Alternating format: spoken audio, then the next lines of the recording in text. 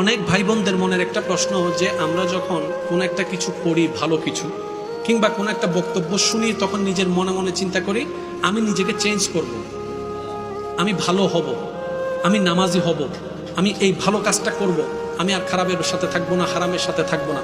কিন্তু পরবর্তীতে গিয়ে আর এটা মনে থাকে না।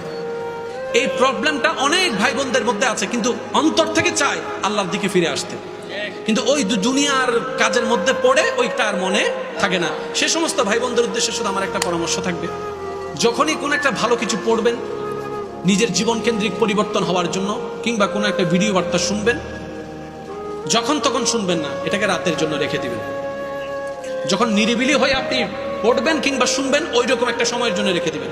আর যখনই পড়বেন কিংবা শুনবেন, কান পর্যন্ত সীমাবদ্ধ রাখবেন না, এটা নিজের জীবনের সাথে কল্পনা করবেন, ব্রেনে সেট করার চেষ্টা করবেন, মনে সেট করার চেষ্টা করবেন। দেখবেন ওই পরিবর্তনটা আপনার আসবে, যে পরিবর্তনটা আপনি রবের উপর ভরসা করে মন থেকে চাইবেন। বান্দা যখন চেষ্টা করে, রব্বে করিমের রহমত তাকে সময় মতো সাহায্য করে। চিৎকার দিয়ে বলেন সুবহানাল্লাহ।